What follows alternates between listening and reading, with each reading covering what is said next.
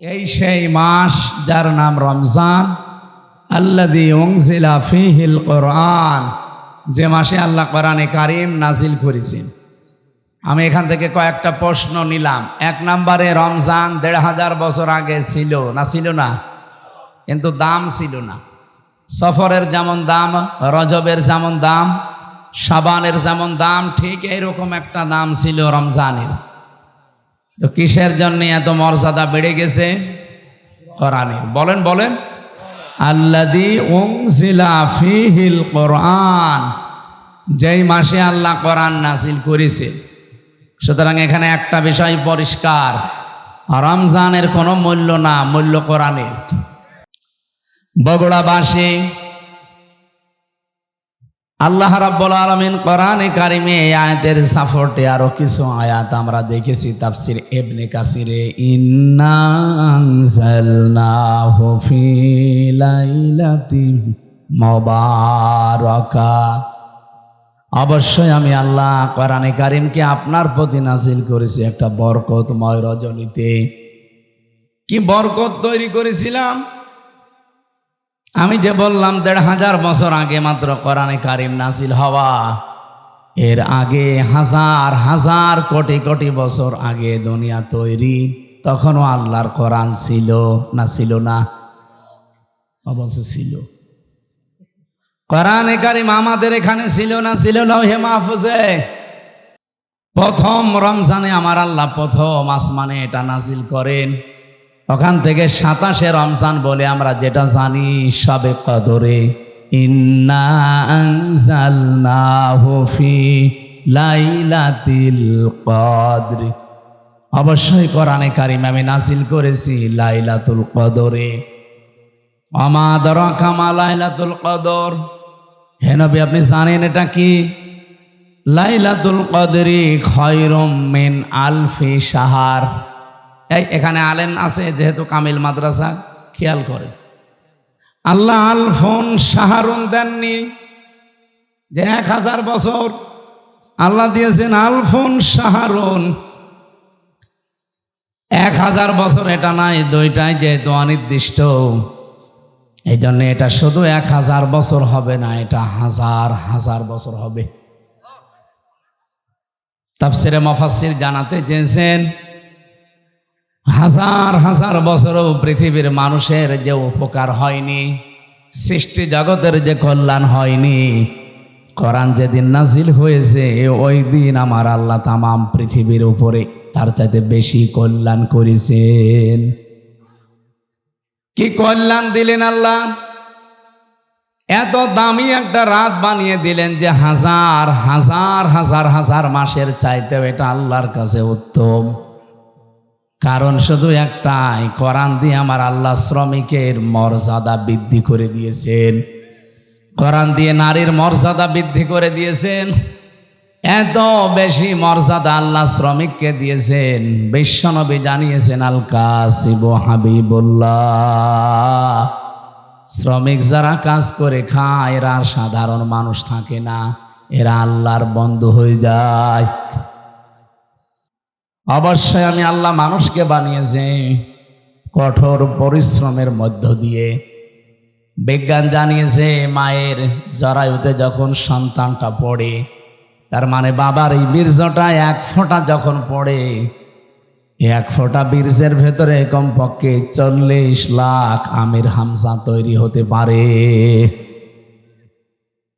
ওখান থেকে তারা প্রতিযোগিতা করে, দৌড় দিতে আরম্ভ করে। ফি করারিম মাকিন, যেটা মায়ের সুরক্ষিত জায়গা, ওই পর্যন্ত যেতে কত প্রতিযোগী শেষ পর্যন্ত পায়ের সাথে ধাক্কা লেগে হয়তো পড়ে যায়, মায়ের জরায় দেওয়ালের সাথে ধাক্কা লেগে পড়ে যায়। ওই পর্যন্ত পৌঁছায় হয়তো ১ জন, ২ জন, ৩ জন, ৫ জন, ৭ জন, ১৩ জন পর্যন্ত। বলেন তো, আমরা প্রত্যেকেই কিন্তু এই প্রতিযোগী ছিলাম। জীবনটা শুরু হয়েছে আমাদের কঠোর পরিশ্রম দিয়ে। মায়ের জরাও পর্যন্ত কেউ যেতে পারে না। আমার বোন, আমার ভাই যারা আমার সাথে ছিল সব পেছনে পড়ি মারা গেছে। আমি হামজা একা ওই ফি করারিম মাকিন, সুরক্ষিত এই জায়গা পর্যন্ত আল্লাহ আমারে পৌঁছিয়ে দিয়েছে।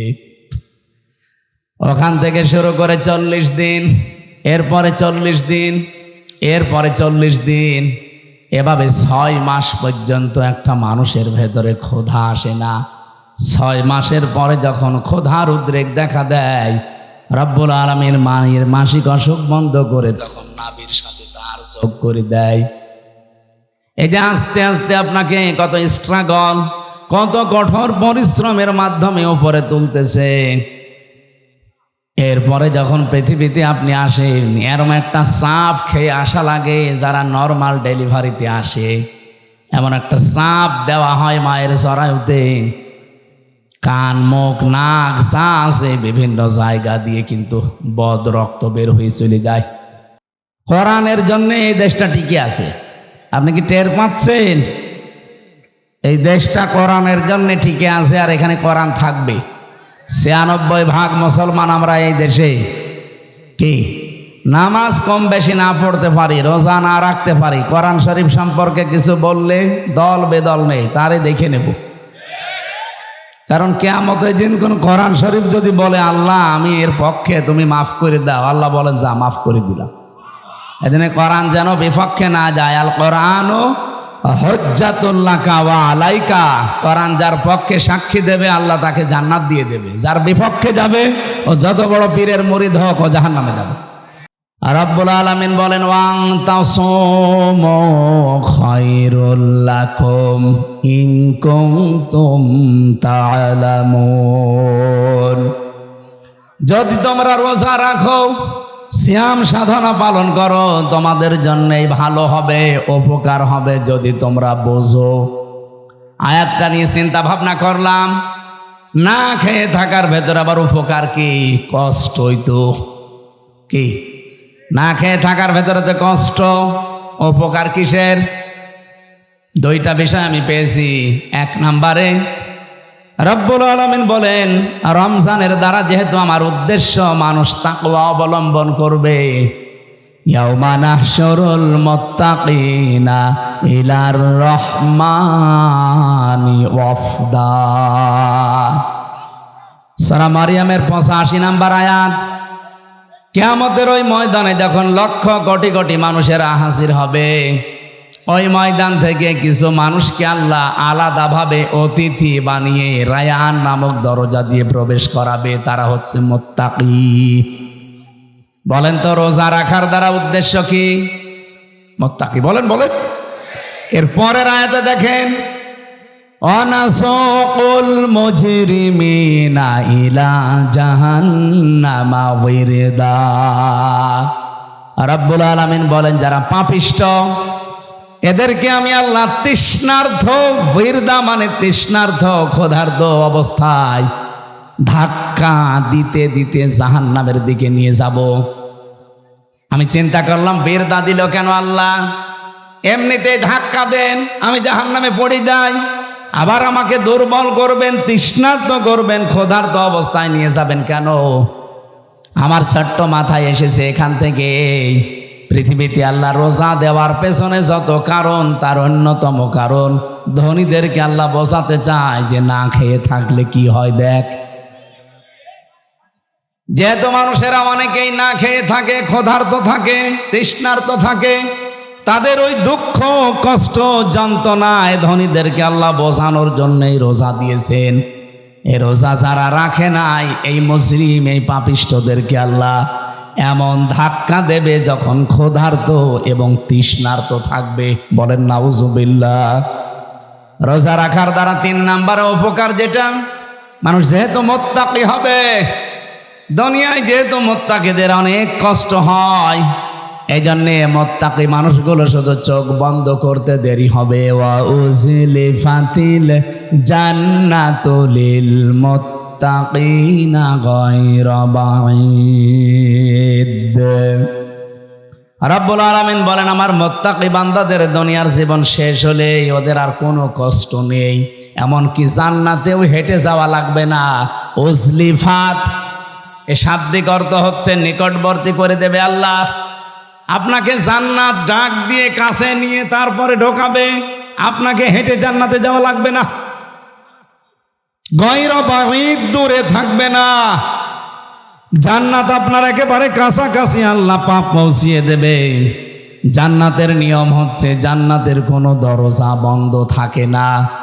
হাত্তা ইযা জাউহা ওয়া ফুতিহাত আবওয়াবুহা ওয়া ক্বাল। এই আয়াতটা আমি জেলখানায় যেয়ে বুঝেছি। এর আগে আমি বহু তাফসির পড়েছি, আলেম যারা আছেন তাদেরকে বলছি। এবার আপনারা হয়তো এটা জেনেছেন কিনা আমার জানা নেই। জেলে যাবার পরে আয়াতটা আমার কাছে ক্লিয়ার হয়েছে এইভাবে। আল্লাহ পাক জাহান্নামের যত জায়গায় বর্ণনা দিয়েছেন কোরআনে, জাহান্নামের দরজাগুলো বন্ধ থাকবে এই কথা আছে। জাহান্নামের দরজা কি থাকে? সব বন্ধ থাকে সব সময়, 24 ঘন্টা অলওয়েজ। এইটা পেয়েছি আমি। হাত্তা ইযা জাউহা ফুতিহাত আবওয়াবুহা, এখানে মাঝখানে ওয়া নেই। আল্লাহ পাক বলেন জাহান্নামের ফেরেশতারা যখন ধাক্কা দিতে দিতে ওকে জাহান্নামের গেটে নিয়ে যাবে, জাহান্নামের দরজা তো সব সময় বন্ধ থাকে। যিনি দারোয়ান ফেরেশতা আছে মালিক দায়িত্বে, তিনি দরজা খুলে দেবে। প্রবেশ করার সঙ্গে সঙ্গে আবার দরজা আটক হয়ে যাবে। কিন্তু জান্নাতের দরজা কোনো সময় আল্লাহ বন্ধ রাখে না, 24 ঘন্টা ওপেন রেখে দেয়। এই মানুষগুলো যখন জান্নাত কাছে নিয়ে এসে আপনাকে প্রবেশ করাবে, জান্নাতের দরজা তো বন্ধ নেই, খোলাই থাকবে। জেলখানায় গিয়ে আজটা বুঝলাম এইভাবে। আমি এর আগে জানতাম না যে জেলখানা এভাবে 24 ঘন্টায় বন্ধ থাকে। কিন্তু এখন দেখলাম যে জেলখানা কিন্তু 24 ঘন্টা তালা লাগানো। যখন কাউকে নিয়ে যায় তালা খুলে ভেতরে ঢুকিয়ে দেয়, আবার যখন ভেতর থেকে আসবে কেউ বের হলে আবার বন্ধ করে দেয়। জাহান্নাম আল্লাহ কিন্তু 24 ঘন্টা পাহারাদার দিয়ে বন্ধ করে রাখে দরজা। জান্নাতি মুত্তাকি বান্দাদের যে বর্ণনা বলছিলাম, এদের যেন কষ্ট না হয় এজন্য জান্নাত কোনো দূরে থাকবে না, একেবারে কাছাকাছি নিয়ে এসে দেবে আল্লাহ। 27টা উপকারের কথা আমি তাফসিরে মাযহারিতে পড়েছি। আমি আলেমদেরকে বলছি নোট করে আপনি নিজে মানুষকে শোনাবেন। 1 নম্বরে উপকার হচ্ছে মাত্র 2017 সালে এটা আবিষ্কার হয়েছে, অটোফেজি। নাম শোনেননি? যেই বিজ্ঞানী এটা আবিষ্কার করেছে ইউশোনারি ওসামি, এর বাড়ি জাপানে। চিকিৎসা বিজ্ঞানের উপরে গবেষণা চালিয়ে একটা নোবেল পর্যন্ত পেয়েছে, নোবেল পুরস্কার। 2017 সালে অনেক চিন্তা ভাবনা করেছে মানুষের এই শরীর নিয়ে। পুরা বডির ভেতরে 2 কোটির উপরে কোষ তিনি পেয়েছেন। কত কোষ পেয়েছেন? 2 কোটি। কিন্তু এই 11-12 মাসে একাধারে মানুষ যখন খাবার খেতেই থাকে, তখন ওই পাশাপাশি কিছু কোষ তৈরি হয়। ওই কোষগুলো শরীরের এই 3.5 হাত বডিতে 2টা ক্ষতি করে। 1 নম্বরে আপনার শরীরে হয় ক্যান্সার হবে, নাইট টিউমার হবে। বিজ্ঞান এখন 5.5 কেজি রক্ত পেয়েছে আমাদের শরীরে। এই 5.5 কেজি রক্তের ভেতরে 5 প্রকার ক্যান্সার হয়, আর টিউমার হয় 3 জাতের। হয়তো কোনোটা ফুলে ওঠে, কোনোটা ভেতরে থাকে, কোনোটা ফলেও না ভেতরেও থাকে না, রক্তের সাথে আস্তে আস্তে মিশে যায়। এই যে কোষ যেগুলো বৃদ্ধি হয়েছে 11-12 মাস ধরে, এইগুলোর কারণে এই সমস্যাটা তৈরি হয়। চিন্তা করলেন কিভাবে এই কোষ থেকে মানুষকে মুক্ত করা যায়।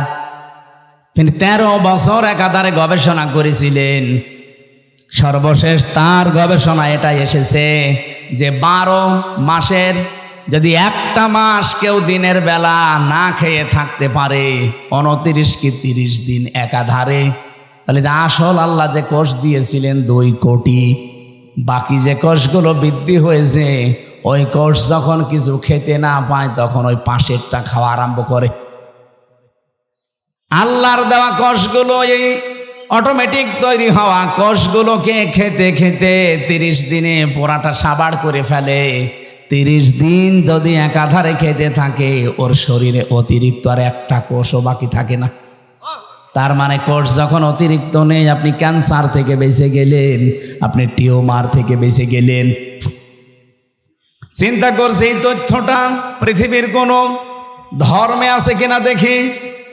4,500 ধর্মীয় গ্রন্থ দুনিয়ায় আছে এখন। উনি সবগুলো একটা একটা করে মিলিয়ে না, কোনো গ্রন্থে এই তথ্য নেই। সর্বশেষ মুসলমানদের ধর্মীয় গ্রন্থ কোরআন, এইটা তিনি পেয়েছেন। পাবার পরে দেখেন যে এখানে আছে 30 দিন আল্লাহর বান্দারা 1 বছরে না খেয়ে থাকবে। এই তো পেয়েছি আমি যা মনে করেছিলাম।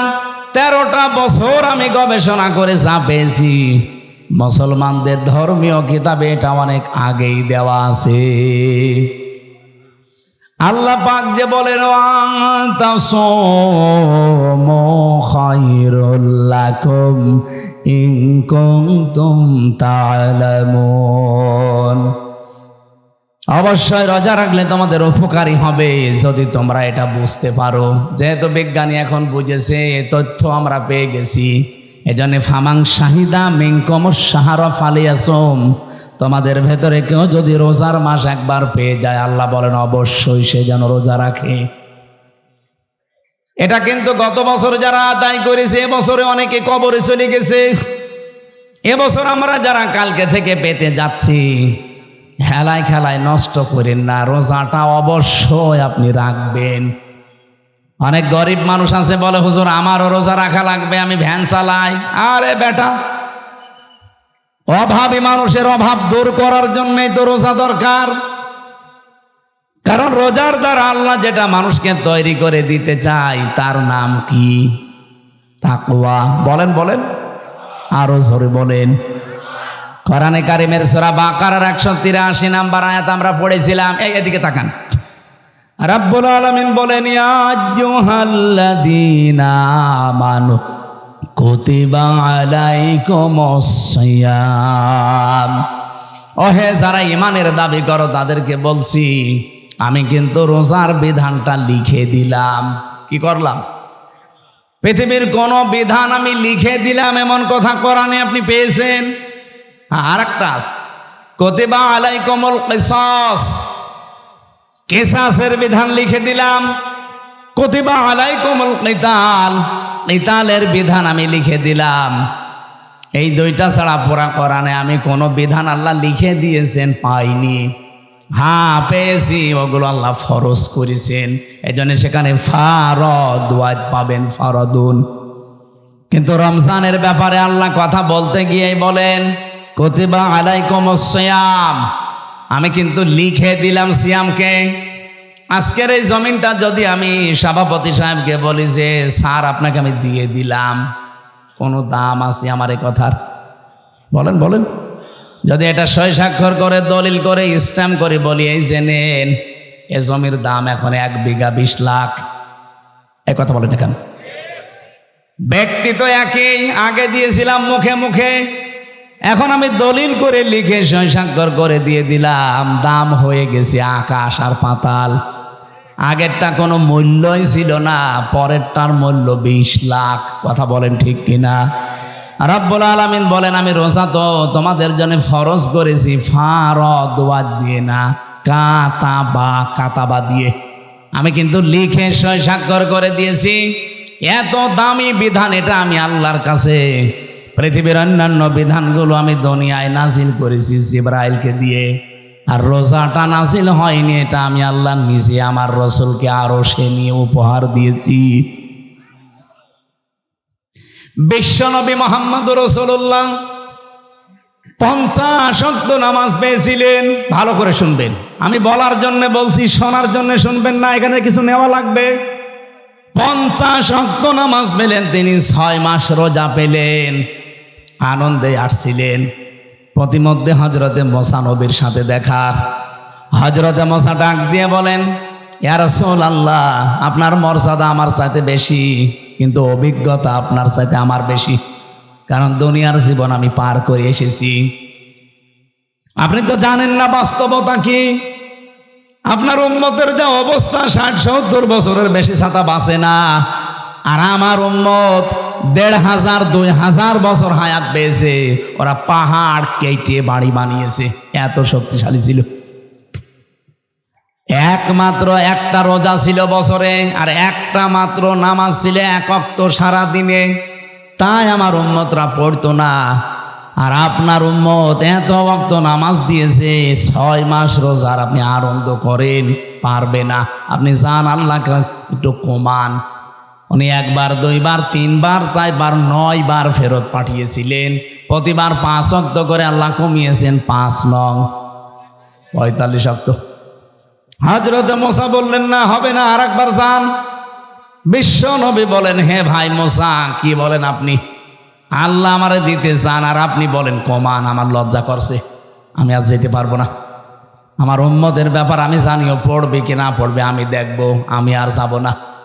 সঙ্গে সঙ্গে জিবরাইলকে ওই জায়গায় পাঠিয়ে দিয়েছিলেন। তখন তিনি 6ষ্ঠ আকাশে আছেন। রব্বুল আলামিনের ফেরেশতা জিবরাইল এসে বলে, ইয়া রাসূলুল্লাহ, আল্লাহ আমাকে পাঠিয়েছেন 2টা বিষয় জানানোর জন্যে।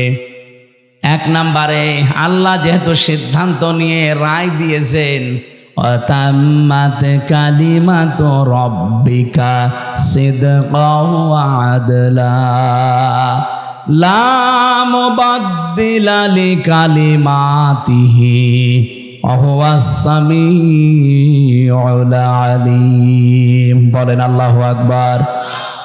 সূরা আনআম 115 নম্বর আয়াত। খুব ভালো করে শিখা খেয়াল করবেন, এখনই সেই শিক্ষাটা আসবে। এটা নিয়ে বাড়ি যাওয়া লাগবে, শুধু এসেছেন চলে যাবেন না।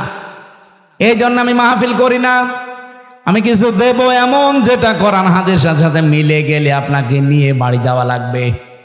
কথা বলেন না কেন? এখানেই রেখে চলে যান, তাহলে আপনার ওয়াজ শুনতে আসার দরকার কি? বলেন তো, বাড়ি নিয়ে যাবেন কিনা? এই বাড়ি নিয়ে যাবেন না? আওয়াজ পাওয়া যাচ্ছে না, যাবেন? রব্বুল আলামিন 1 নম্বরে বলেন, আমার কোরআনে যত তথ্য আছে সব সত্য। 2 নম্বরে, যত তথ্য আছে সব ইনসাফপূর্ণ। 3 নম্বরে, আমার কথা কোনোদিন রদবদল হবে না, পরিবর্তন হবে না।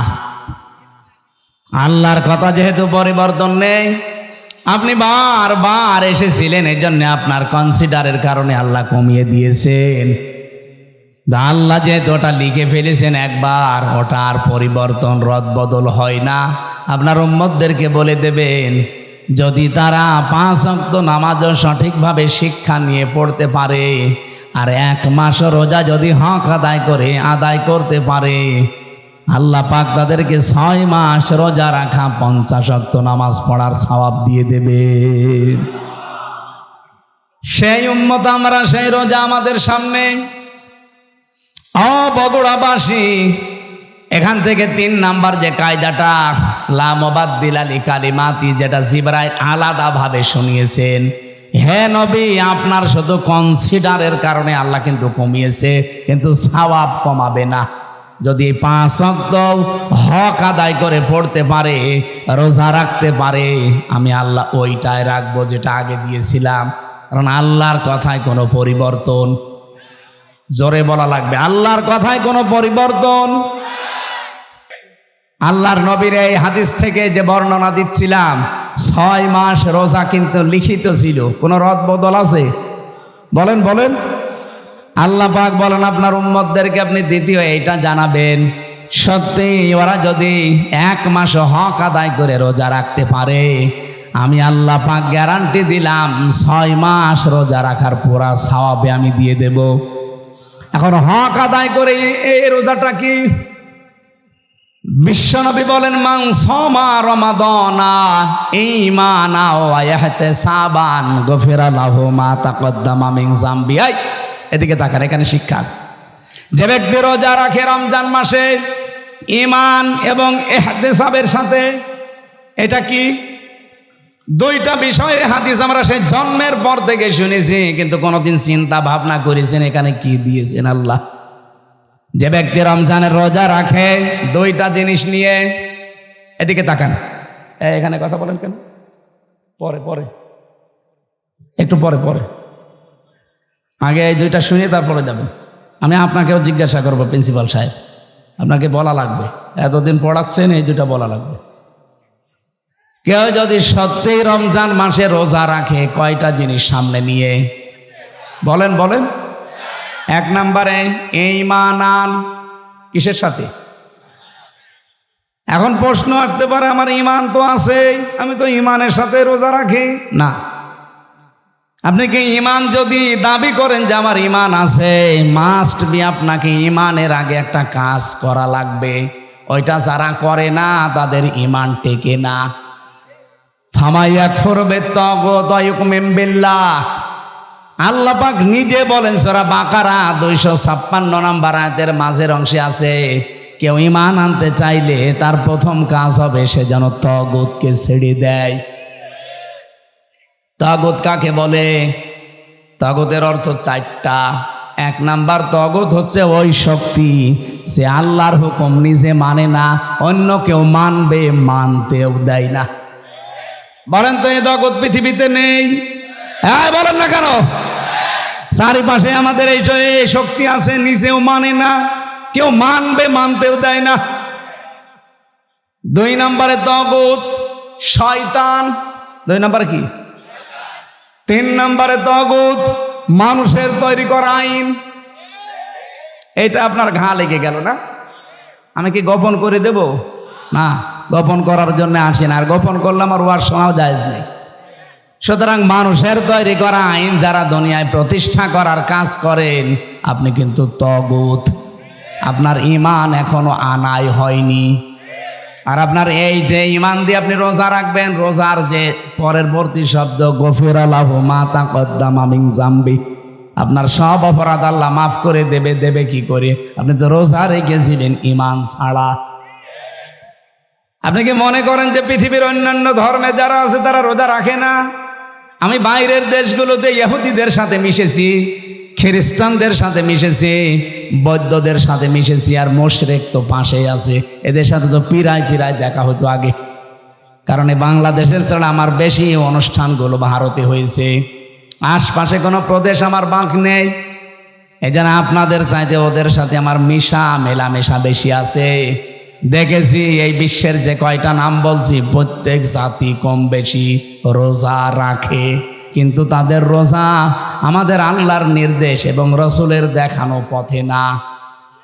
খ্রিস্টানরা রোজা রাখে, ওরা ইফতারি করে না। ইহুদিরা রোজা রাখে, ওরা সেহরি করে না। আর হিন্দু যারা কেউ মরে গেল ওরাও রোজা রাখে, উপোস থাকে, ওরা সেহরিও নেই ইফতারিও নেই। আমাদের নবী যে আনন্দের কথা জানিয়েছেন, লিসাইমি ফারহাতান, ফারহাতুন ইনদা ফিতরিহি ওয়া ফারহাতুন ইনদা লিকাই রাব্বিহি, ইবনে মাজাহ শরীফের হাদিস। নবীজি বলেন প্রতিটি রোজাদারের জন্য 2টা আনন্দের জায়গা আছে।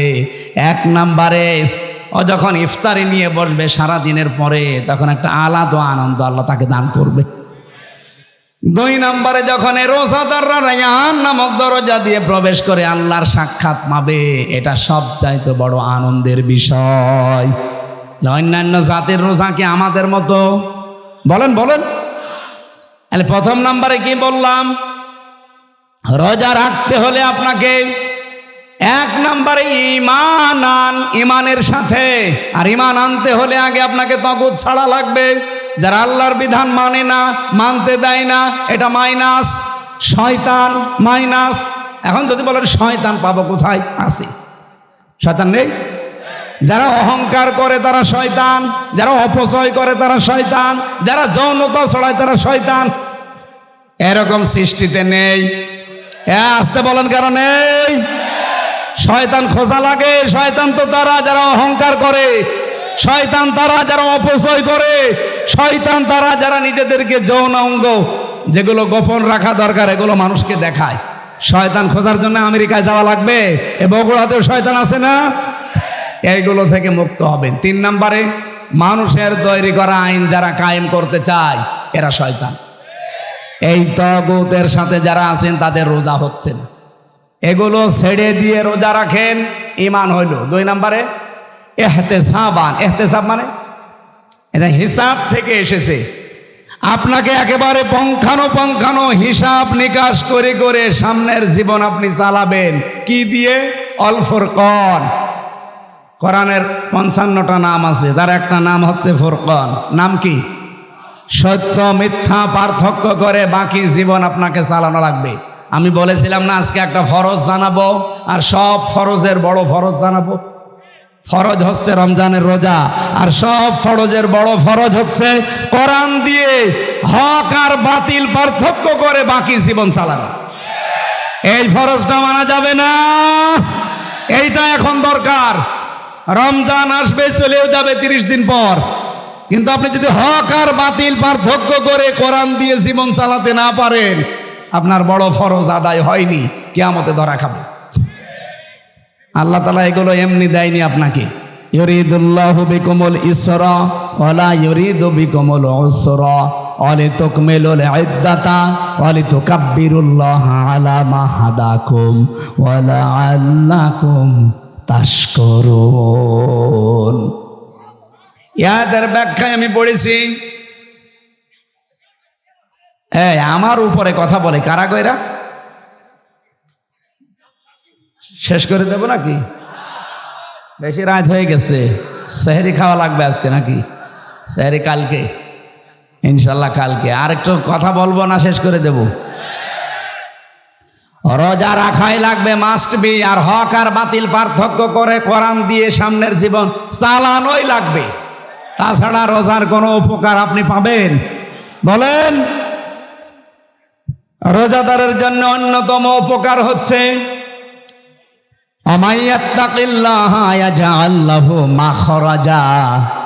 রব্বুল আলামিন বলেন, যদি রোজা রাখার দ্বারা মানুষ তাকওয়া অবলম্বন করে, এমন জায়গা থেকে আমি আল্লাহ তার রিস্কের ব্যবস্থা করি যার ধারণাও সে কোনোদিন করে নাই। আমি এরকম প্রায় 33টা বিষয় পেয়েছি আয়াতের। যারা রোজা রাখার দ্বারা তাকওয়া অবলম্বন করবে তাদের তো 27টা উপকার হবে দুনিয়া আখেরাত মিলে। আর 33টার ভেতরে 1 নম্বরে হচ্ছে এমন জায়গা থেকে আল্লাহ তাকে বিপদে পড়লে সাহায্য পাঠাবে, ওর ধারণাও ছিল না যে এই জায়গা থেকে সাহায্য আসতে পারে। 1 নম্বরে পেয়েছি হযরত ইউসুফ আলাইহিস সালামের নাম। এটা সূরা ইউসুফে 12 নম্বর পারা 17 নম্বর পৃষ্ঠার 1ম নম্বর লাইনের 23 নম্বর আয়াতে পাবেন। ওয়ারাওয়াদাতুহুল্লাতী হুয়া ফি বাইতিহা আন নাফসিহি ওয়া গাল্লাকাতিল আবওয়াবা ওয়া ক্বালাত হাইতা লাক। রব্বুল আলামিন বলেন, যেই মহিলার ঘরে হযরত ইউসুফ ছিলেন, কিন্তু তাকে ফাঁসলিয়ে নিয়ে গেছে 7 তলা বিল্ডিং এর উপরে। 7টা দরজায় তালা লাগিয়েছে, নিজের কাপড় চোপড় সবগুলো খুলেছে, আর ডাক দিয়েছে ওয়াকালাত হাই তালাক, আমার দিকে আসো। হযরত ইউসুফ প্রথমে তিনি বললেন ক্বালা মাআযাল্লাহ ইন্নাহু রাব্বি আহসানা মাসওয়ায়া ইন্নাহু লা ইউফলিহুজ জালিমুন। আল্লাহর সাহায্য চাই, আমার রব। এখানে রব বলতে আমার যিনি দায়িত্বে আছেন, আপনার স্বামী আজিজে মিসর, এই লোকটা আমার দায়িত্বশীল, তার আমানত আপনি। আমি আপনার খেয়ানত করতে পারি না। ইন্নাহু লা ইউফলিহুজ জালিমুন। এই খেয়াল করেন, ইউফলিহু এটা মজারে, বর্তমান ভবিষ্যৎ, প্রেজেন্ট ফিউচার। ইউসুফ নবী ওখানে যেই মহিলাকে উদ্দেশ্য করে কথা বলছিলেন, ওখানে মহিলা কয়জন ছিল? আরো জোরে বলেন। তাহলে একজন দিলে জালেম দিতে পারতেন, জালিমুন দিলেন কেন?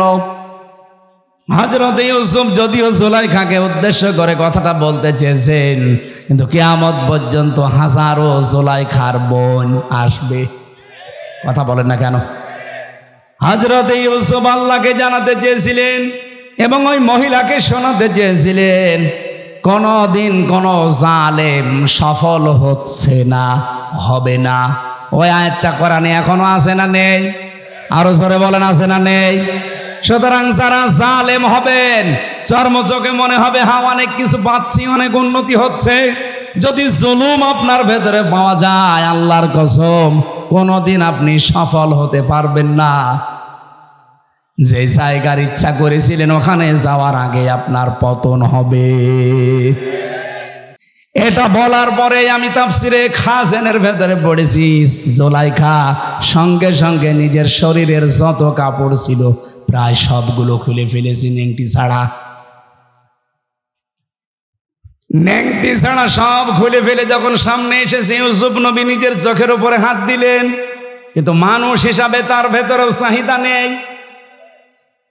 কি আপনি আয়াতের পরবর্তী আয়াত দেখবেন 24 নম্বর আয়াত সূরা ইউসুফের, ওয়ালাকাদ হাম্মাত বিহি ওয়া হাম্মা বিহা। জুলাইখা যেমন কাপড় চোপড় খুলে জেনা করার জন্য রাজি, ইউসুফও রাজি। কি প্রিন্সিপাল সাহেব ঠিক আছে এটা? না না মানে ঠিক আছে, আপনি আর বাংলা অর্থ নিয়ে আসেন। ওয়ালাকাদ হাম্মাত বিহি ওয়া হাম্মা বিহা, ইউসুফও রাজি, জুলাইখাও রাজি। না মানে আপনি আমার সাথে বেশি বলছেন। আপনি কোন কোরআন শরীফ নিয়ে আসেন, বাংলা তো এটাই লেখা আছে। এভাবে অর্থ করলে ইমান থাকবে?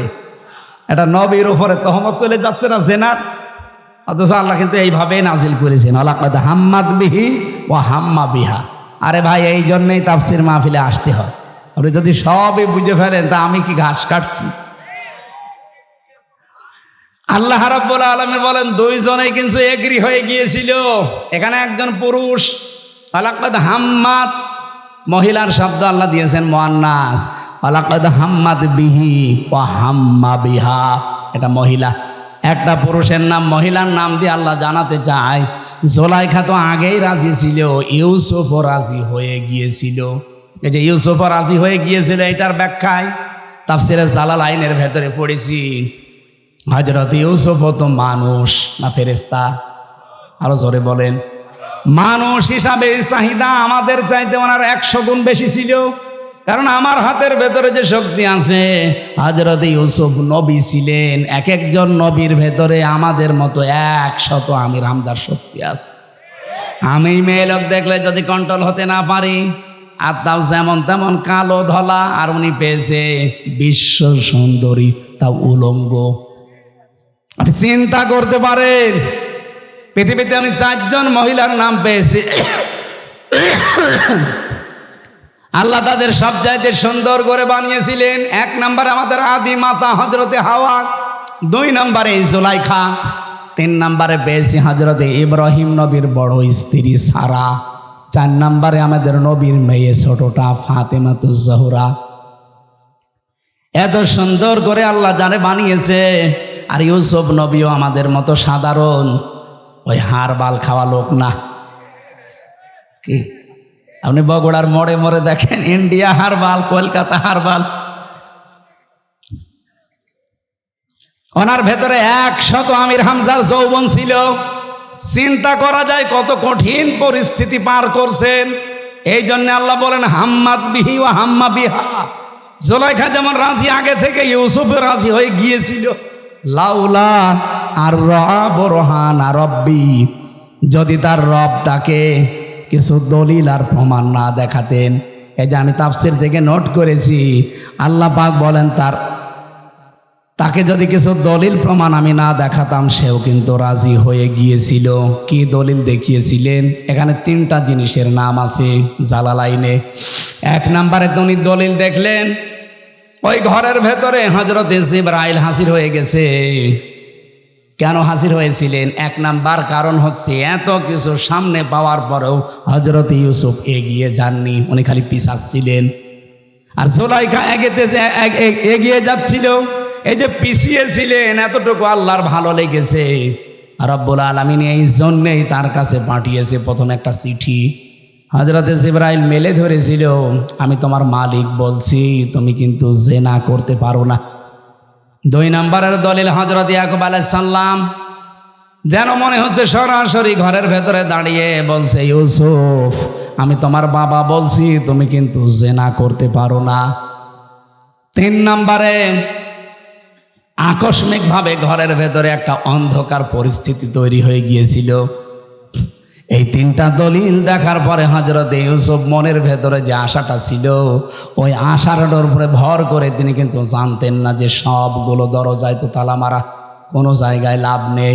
আর মেয়েটাও বলে দিয়েছে সামনে যে কোনো লাভ হবে না, সব আমার কাছে তালা লাগানো চাবি, এই যে চাবি নিজের কাছে দিয়েছে।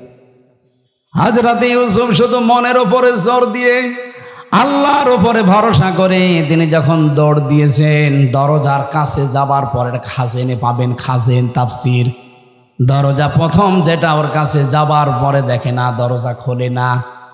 মনে মনে সিদ্ধান্ত নেন, আল্লাহ আমি তো তোমার ওপরে ভরসা করে মনের ওপরে জোর দিয়ে এ পর্যন্ত দৌড়িয়ে এসেছিলাম, কমপক্ষে এই বাস থেকে এ বাস পর্যন্ত, এই ঘরের কোণা থেকে এ পর্যন্ত দরজায় আমি আসলাম, তো দরজা তো যে অবস্থা, এ তো নিজে মানুষের ভাঙা সম্ভব না, তালা লাগানো। ইউসুফ নবী এই কয়েক সেকেন্ডের ভেতরে ভাবছিলেন ওরে মহিলাও দৌড় দিয়েছে। প্রথম নাম্বারে যখন 1 পা 2 পা করে জুলাইখা এগিয়ে আসে, ইউসুফ নবী তো চোখ বন্ধ করেছিলেন, হঠাৎ চোখ খুলে দেখে দরজা খুলে গেছে। রাব্বুল আলামিন বলেন, ওয়া ইয়াত্তাকিল্লাহা ইয়ারযুকহু মিন হাইসু লা ইয়াহতাসিব ওয়া ইয়াতাওয়াক্কাল আলাল্লাহি ফাহুয়া হাসবুহ। ইলা আখিরি আয়া। সূরা তালাকের 2 এবং 3 নম্বর আয়াতে আছে, আল্লাহর প্রতি কেউ যদি তাকওয়া অবলম্বন করতেই পারে, অবশ্যই আল্লাহ এমন জায়গা থেকে তার রাস্তা তৈরি করে দেয় তার ধারণাও ছিল না। ইউসুফ নবী কোনো দিন ধারণা করে নাই যে দরজা খুলতে পারে। খুলেছে কে? কিসের কারণে? তাকওয়া। বলেন বলেন। আমরা রমজান আল্লাহ দিল এইটা তৈরি করার জন্যে। নারী পুরুষ সত্যি যদি এইটা আজ তৈরি করতে পারি 1 মাসের ভেতরে, আগামী বাকি জীবনে এমন এমন জায়গায় বিপদে পড়বেন, সাহায্য আল্লাহ পাঠাবে যেটার ধারণাও আপনার ছিল না। ওই আল্লাহ এখনো নেই।